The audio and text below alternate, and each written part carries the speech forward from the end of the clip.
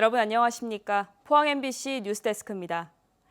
최근 2차 전지 산업이 무섭게 성장함에 따라서 관련 업체는 인력 확보에 비상이 걸렸습니다.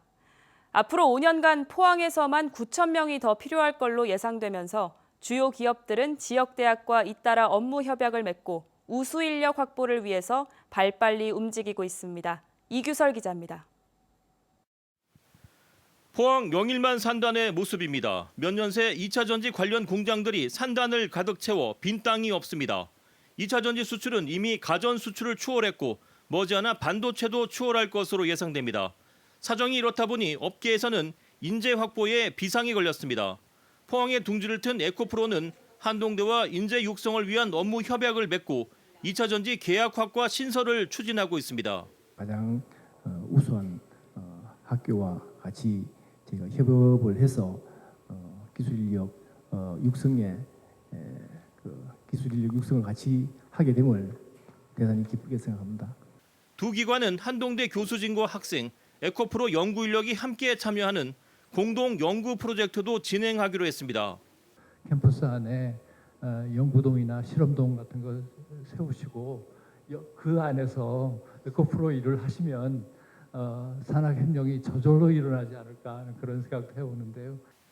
포항의 또 다른 2차 전지 앵커 기업인 포스코 퓨처엠은 다음 주 포항공대와 인재 육성을 위한 업무 협약을 맺고 학부 과정에서부터 2차 전지 관련 강의를 확대해 전문 연구 인력 조기 확보에 나설 계획입니다. 포스코 퓨처엠은 이미 연세대와 성균관대, 울산과학기술원 등 국내 여러 대학들과 인력 확보를 위한 업무 협약을 체결한 바 있습니다. 뿐만 아니라 업체들은 현장 운영 인력 확보를 위해 지역 마이스터 고등학교와 협약을 맺는 등 발빠르게 움직이고 있습니다.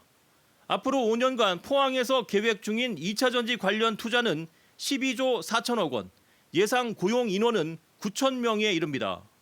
최근 2차 전지 산업이 폭발적인 성장세를 보이면서 포항의 차세대 먹거리 산업으로 입지를 굳혀가고 있습니다. MBC 뉴스 이규설입니다. 경북 동해안에도 건조주의보가 내려진 가운데 폭풍급 강풍이 불면서 산불 위험이 매우 높습니다. 현재 영덕과 울진 평지, 울릉도, 독도에는 강풍경보가, 포항과 경주에는 강풍주의보가 발효돼 있습니다. 내일 낮까지 순간풍속이 초속 20m 이상으로 매우 강하게 불겠습니다. 작은 불씨가 큰 불로 번질 수 있어서 쓰레기 소각이나 논밭 태우기 금지는 물론 화기 사용에 각별한 주의가 요구됩니다. 동해 남부 먼바다에는 풍랑경보가, 앞바다에는 풍랑주의보가 내려져 있습니다. 강풍특보가 발효된 울진과 포항에서 바람 피해가 잇따랐습니다. 경북 소방본부에 따르면 울진에서 지붕 파손과 전신주 쓰러짐 등 32건, 포항에서 구조물 낙하 위험 등 7건이 신고돼 소방서가 안전조치를 했습니다. 오늘 오후 4시 25분쯤 경주시 외동읍 문산리 야산에서 원인을 알 수 없는 산불이 났습니다. 불이 나자 경주, 포항, 울산시 임차 헬기 세대와 119 산불특수대응단, 경주시 공무원 등 120여 명이 출동해서 민가로의 확산을 저지하고 50여 분 만에 진화했습니다. 경주 대릉원 일원에 있는 황남동 120호 고분은 5세기 후반에 조성된 걸로 확인됐습니다. 가족과 선대로 추정되는 무덤 16기가 확인됐고 천여 점의 유물이 쏟아져 나왔는데요. 황남동 120호 고분 발굴 현장은 앞으로 2주 동안 일반에 공개된다고 합니다. 임재국 기자가 보도합니다. 경주시 대릉원 일원에서 가장 남쪽에 있는 황남동 120호 고분. 나무 덧널 위에 돌을 쌓고 흙을 덮어 만든 돌무지 덧널 무덤입니다. 5세기 후반에 조성된 것으로 추정됩니다. 황남동 120호 고분은 귀족 남성의 무덤과 20, 30년 뒤에 조성된 여성 무덤 등 3개 고분이 중첩돼 있습니다. 고분 주인이 묻힌 주곽 서쪽에 일렬로 배치한 부곽에선 천여 점의 부장품이 쏟아져 나왔습니다. 신라 무덤 중에 황남대총 남분과 쪽샘 고분, 인왕동 고분에 이어 4번째로 큰 부곽입니다. 부곽 안에는 3, 4겹 정도로 유물이 이렇게 중첩되어 있는 그런 양상입니다. 이제 그래서 이제 그 금동 마구 장식 또 말 안장 등 이제 그 마구류가 출토가 되고 있고요. 대부분은 이제 그 토기류가 되겠습니다. 황남동 120호 고분 바로 옆에선 100여 년 정도 앞선 선대의 덧널 무덤 7기가 추가 발굴 과정에서 확인됐습니다. 특히 무덤을 쌓을 때 산모래와 강자갈을 적절하게 사용한 독특한 봉토 방식도 확인됐습니다. 우리나라에서 시기나 지역을 막론하고 처음 확인되는 그런 사례이고 또 이 그 모래가 무너지지 않게 하기 위해서 또 강자갈을 이렇게 그 사이사이에 그 같이 쌓은 황남동 120호 고분 발굴 현장은 앞으로 2주 동안 연구자는 물론 일반인에게 공개합니다. 주각과 부각이 분명하게 나타났고 유물이 많기 때문에 시민들 직접 보고 이 발굴이 어떤 것이라는 걸 이해하면 좋을 것 같아서 그 기회를 지속적으로 제공하려고 하고 있습니다. 문화재청과 경주시는 황남동 120호 고분 유물에 대한 조사가 끝나면 매장 주체부에 대한 해체와 봉분과 하층에 대한 추가 조사에 나서기로 했습니다. MBC 뉴스 임재욱입니다. 올해 신입생이 한 명도 없는 초등학교가 경북에 가장 많은 걸로 나타났습니다.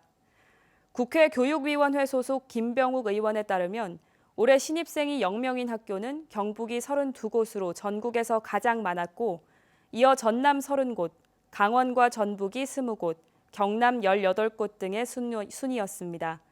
지난해와 비교했을 때 경북은 1곳, 전남 9곳, 강원 2곳, 경남 7곳이 늘은 겁니다. 신입생이 5명 미만인 초등학교도 경북이 143곳으로 전국 1위를 차지했습니다.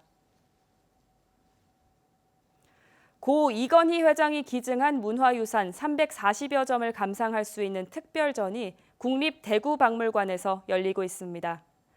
진경산 수화의 최고봉이라고 불리는 정선의 인왕제색도 등 국보와 보물을 비롯해 한국의 역사를 옮겨놓은 듯한 컬렉션으로 구성돼 있어 눈길을 끕니다. 보도에 박재형 기자입니다.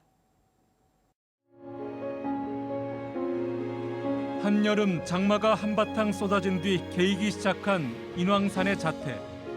짙은 먹의 조화 속에 산자락에 놓인 연무가 살아 움직이는 듯합니다. 겸재 정선의 경험과 독창적인 필묵법이 융합된 인왕제색도입니다. 팔각병에 간결하고 청초한 대나무가 아로 새겨져 있습니다. 주인 없이 여기저기 떠돌다가 이건희 회장이 조선 금사리 백자의 진가를 알아보고 수집해 1991년 국보로 뒤늦게 지정됐습니다. 고려시대 초조 대장경 반야경도 수백 년의 거친 세월을 오롯이 견뎌냈습니다.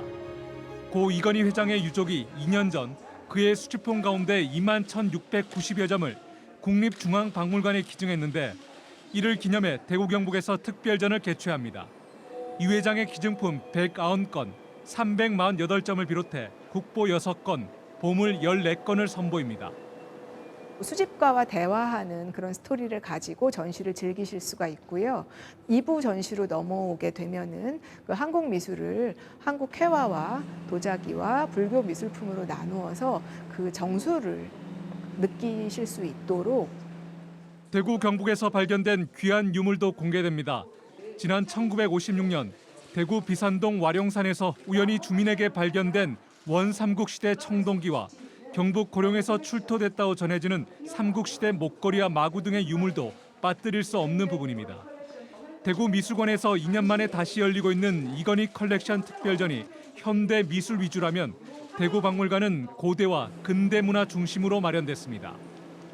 중앙박물관이나 광주박물관에서 전시되지 않은 그런 작품들도 많이 전시가 되어 있고요. 그리고 오시면서 보셨겠지만 저기 기정자의 정원이라 그래서 저희들이 나름 정원에 들어오는 것처럼 또 꾸며놨습니다. 입장료는 무료입니다. 전시품 보호를 위해서 한 달마다 주요 서화 작품을 교체할 예정입니다. 이번 특별전은 오는 7월 9일까지 이어집니다. MBC 뉴스 박재형입니다.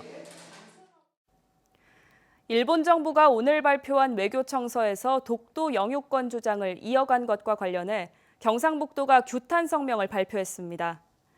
이철우 도지사는 성명서에서 일본이 독도 영유권 주장을 반복하는 건 건전하고 미래지향적인 한일 관계 정상화를 저해하는 도발 행위라고 지적하면서 일본의 부당한 주장에 대해 단호히 대응하겠다고 밝혔습니다.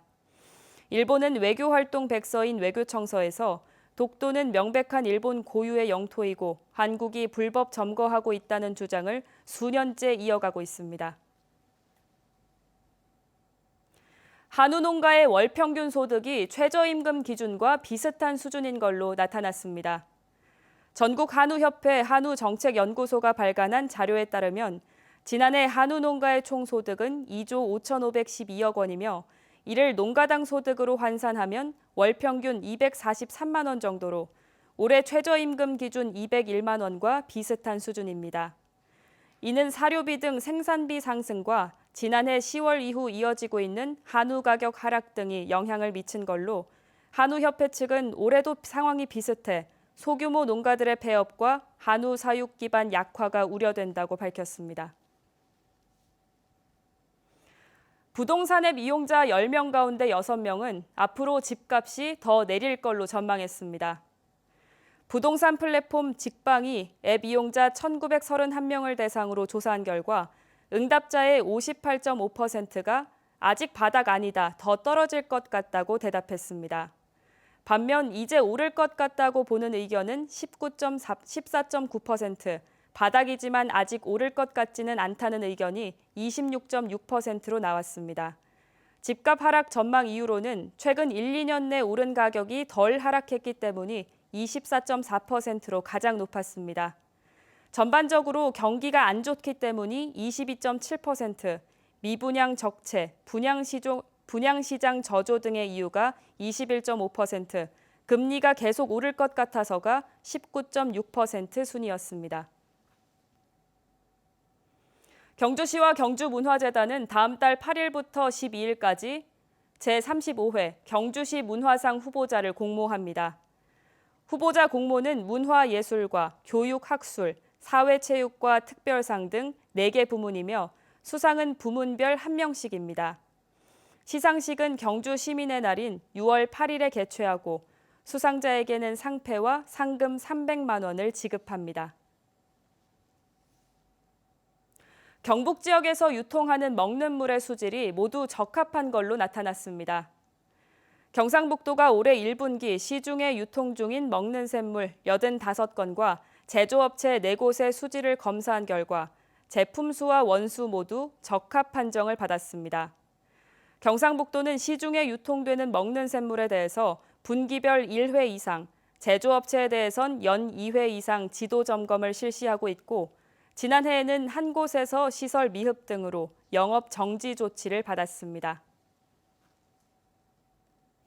경북교육청은 학교 현장의 챗 GPT 활용을 활성화하기 위해서 TF팀을 운영하고 있다고 밝혔습니다. 경북 챗 GPT 활성화 TF팀은 챗 GPT의 국내외 활용 사례를 분석합니다.